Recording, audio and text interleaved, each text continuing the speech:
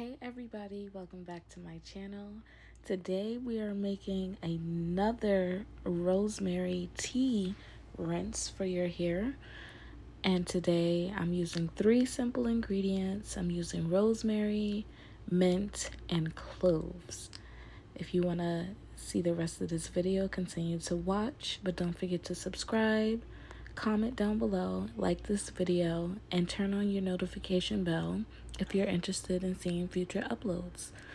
So yeah, like I said, we're simply using these 3 ingredients today: rosemary, mint, and clove, which I've seen has become very popular, so I had to try it myself.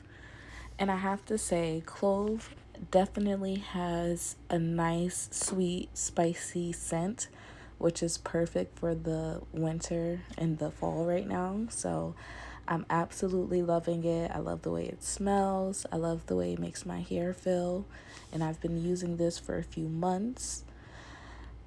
So yeah, all I did was put all of my herbs into a big bowl, and then I poured some steaming hot water on top.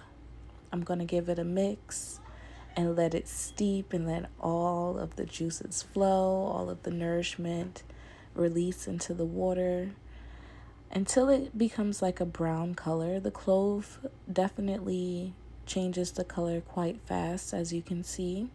So we're just going to keep stirring it up periodically. This is very simple to make. And once it cools off, I'm just going to put it into a pitcher so I can put it into the refrigerator.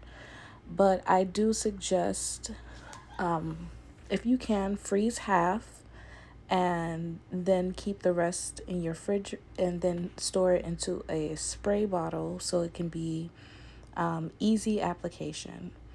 And that's pretty much it. This is how dark my tea got, and it smells so good. I'm loving this tea rinse right now. I'm thinking about making an oil.